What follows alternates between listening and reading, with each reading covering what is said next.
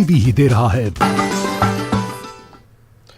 जम्मू कश्मीर में आज 452 नए कोविड पॉजिटिव केसों की निशानदेही हुई। कश्मीर से 258 और जम्मू से 194 नए केसेस सामने आए। हेल्थ बुलेटिन के मुताबिक 6,990 कोविड केसेस एक्टिव हैं। 24 घंटों में जम्मू कश्मीर के मुख्तलिफ अस्पतालों से 751 मरीजों को डिस्चार्ज किया गया। इसी दौरान जम्मू कश्मीर में 7 कोविड मरीज फौत हुए हैं, जिसमें कश्मीर में 3 और जम्मू खित्ते में 4 कोविड मरीज दौरान इलाज फौत हुए हैं।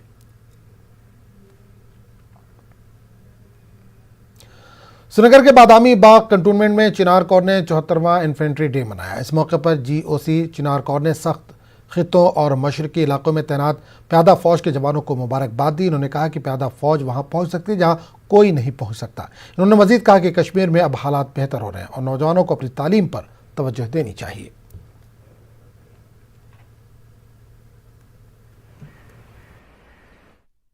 हर साल हम 27 अक्टूबर को इन्फेंट्री डे मनाते हैं और इसकी जो महत्व के बारे में आपने अनाउंसमेंट के बारे में सुन चुके हैं। बट मैं आज ये बताना चाहता हूँ कि इन्फेंट्री एक बहुत इम्पॉर्टेंट आर्म है, बट इन्फेंट्री हर दूसरे आर्म और सर्विसेज के साथ लड़ाई लड़ता है। इसके साथ साथ पूरी आर्मी, एयरफोर्स और नेवी के साथ मिल के काम करते हैं और हमारे तीनों सर्विसेज देश की आवाम के साथ मिल के हम आगे जाते हैं। इस दिन पर मैं जितने भी इन्फेंट्री की जवान हैं, बहुत मुश्किल इलाके में डिप्लॉयड है, हाई ऑल्टीट्यूड में है, हिंटरलैंड में डिप्लॉय है, उन सबको मुबारकबाद देना चाहता हूं। और इन्फेंट्री जब से हमको इंडिपेंडेंस मिला है, हर लड़ाई के अंदर एक अलग काम करके दिखाया है।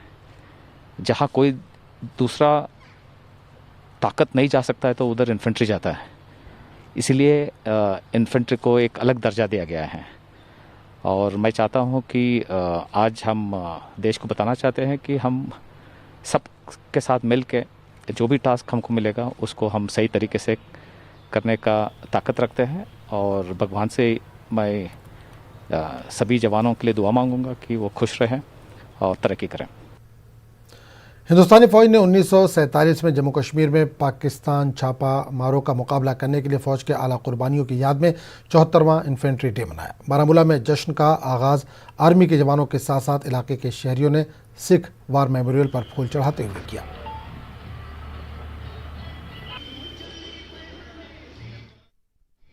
ये जो सिलसिला नॉन स्टेट एक्टर्स या प्रॉक्सी एलिमेंट्स को यूज करने का जो पाकिस्तान की तरफ से 1947 में शुरू हुआ था,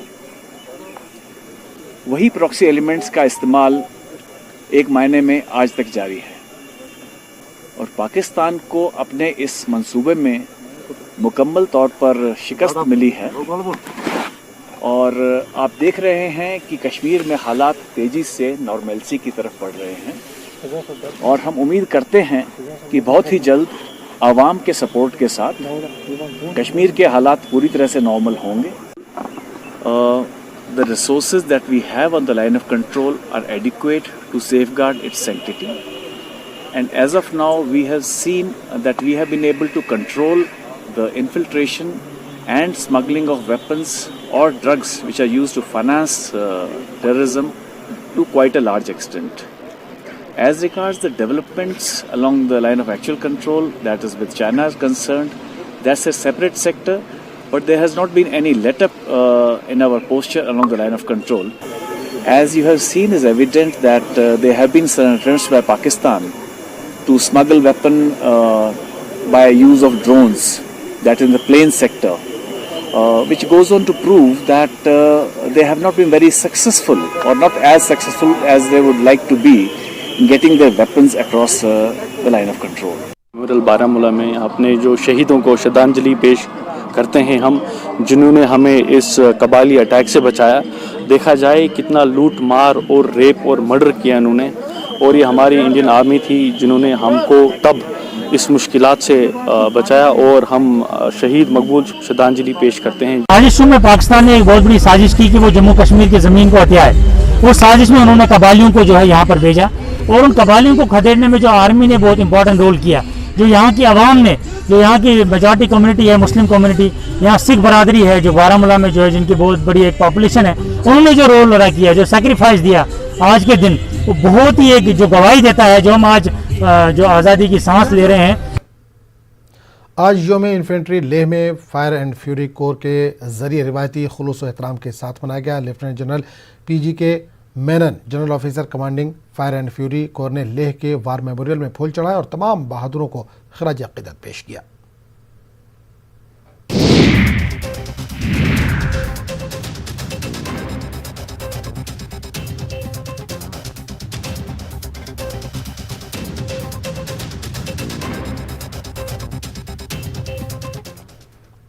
जब भी गोल्ड लोन का ख्याल आए तो मुथूट फाइनेंस का ही नाम आए। कॉल कीजिए 1-800-313-1212। कोर्डन और सर्च ऑपरेशन शुरू किया गया था। इस ऑपरेशन में एक मिलिटेंट हलाक कर दिया गया जबकि एक ने खुद सुपुर्दगी की। खुद सुपुर्दगी करने वाले मिलिटेंट की शिनाख्त साकिब अकबर साकिन गुलशनपुरा त्राल के तौर पर हुई है। साकिब हिजबुल मुजाहिदीन से वाबस्ता हुआ था। फोर्सेज ने साकिब के वालिदैन को इनकाउंटर के मुकाम पर बुलाया और इससे मुलाकात का मौका दिया। मिलिटेंट ग्रुप में शमूलियत से कबल साकिब सिविल इंजीनियरिंग में BTech की तालीम हासिल कर रहा था। मेरा नाम है साकिब अकबर, मेरे बाप का नाम है मोहम्मद अब्दुल वादर। मैं गुलशनपुरा त्राल का रहने वाला हूँ। मैं BTech कर रहा था पटियाला पंजाब में, 3rd ईयर चल रहा है मेरा। तो मैंने मिलिटेंसी ज्वाइन की थी 25 सितंबर को। तो आज 26 अक्टूबर को यहाँ पे गार्डन हुआ था, तो यहाँ पे सिक्योरिटी फोर्स ने मुझे फिर से मतलब एक मौका दिया है जीने का। तो इसलिए मैं उनका बहुत बहुत शुक्रगुजार हूँ कि उन्होंने मुझे फिर से एक मौका दिया जीने का। मैं बाकी लड़कों को भी बोलना चाहता हूँ कि ये मिलिटेंसी बस कुछ नहीं है, ये इंसान के मतलब जहन एक खराब जहन की मतलब ये एक खराब जहन है। तो मैं तमाम मतलब लड़कों को या अपने दोस्तों को बोलना चाहता हूँ कि सभी अपने काम से काम रखो, अपने घर वालों का ख्याल रखो और अपने कुछ करके दिखाओ अपने को अगर कुछ करना है। मैं सिक्योरिटी फोर्स का बहुत बहुत शुक्रगुजार हूँ जिन्होंने मुझे एक मौका दिया। मैं अपना हथियार और फौज वगैरह अंदर छोड़ के बाहर सरेंडर करने आया हूँ हाथ खड़े होकर।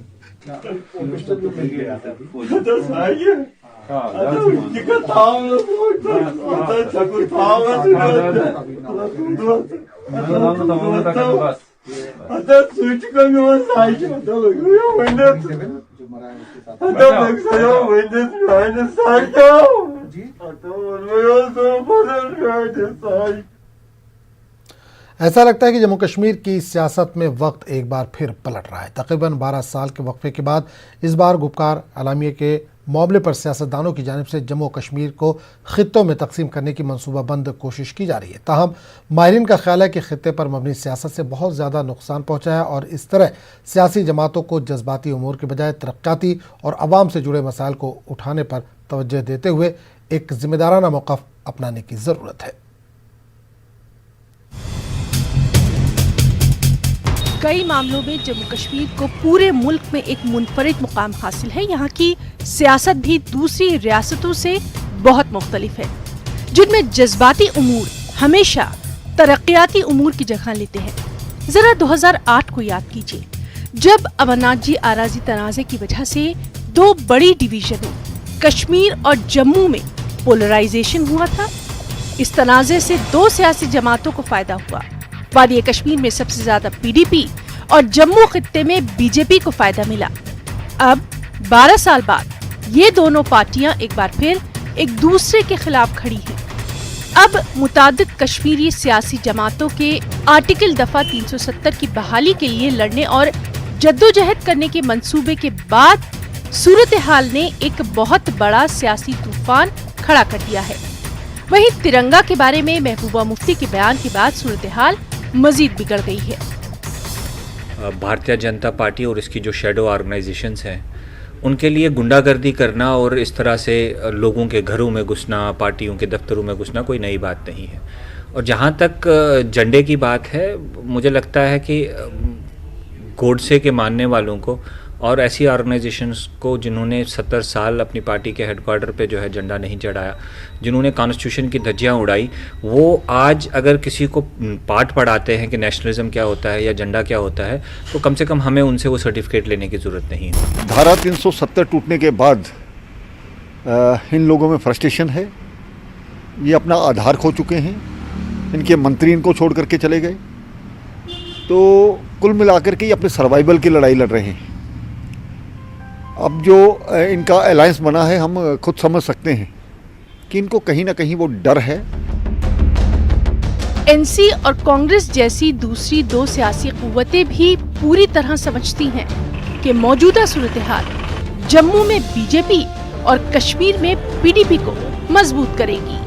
जो नेशनल कॉन्फ्रेंस की बुनियाद है, हिंदू मुस्लिम सिख इत्तेहाद, वो कायम रहनी चाहिए। उस बात को हमारे डॉक्टर फारूक अब्दुल्ला साहब और उमर अब्दुल्ला साहब ने बताया, और वही बात जो है गुपकार डिक्लेरेशन में उन्होंने, फारूक साहब ने कहा, जब उन्होंने कहा कि गुपकार डिक्लेरेशन जो है वो देश के ख़िलाफ़ नहीं है, वो कोई भी बात देश के ख़िलाफ़ नहीं है, ना देश के ख़िलाफ़ होगी, जो भी बात है वो एक तंजीम के ख़िलाफ़ है।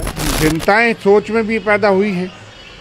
जम्मू कश्मीर हिंदुस्तान का टूटा अंगा रहेगा और उसमें जम्मू अग्रसर रहा है। कुछ चीज़ें जो वारदातें, जो आतंकवाद कश्मीर में रहा है, उसका गुस्सा जम्मू में रहा है, वो है भी, और इस वजह से भिन्न भिन्न सोच जो है वो पैदा की जाती है और एग्रेसिव नेशनलिज्म के बहाने से कश्मीर को टारगेट किया जाता है, जबकि कश्मीर ने ही 47 में जो है वो जहाँ पे एक भी कॉमन राइट कश्मीर में नहीं हुआ था। कश्मीर ने हिंदुस्तान का साथ दिया तो तभी जम्मू कश्मीर हिंदुस्तान का हिस्सा बना कि ये मुस्लिम मेजॉरिटी रियासत थी। सियासी माहिरीन का भी यही कहना है कि खित्ते और मजहब के नाम पर जम्मू कश्मीर यूटी के लोगों को पोलराइज और तकसीम करने की कोशिश की जा रही है। बड़ा अनफॉर्चुनेट है कि फारूक अब्दुल्ला साहब की क़ियादत में पीपल्स अलायंस बना गुपकार डिक्लेरेशन के तहत, और जम्मू में कुछ दल इकट्ठे होकर जम्मू अलायंस बना रहे हैं।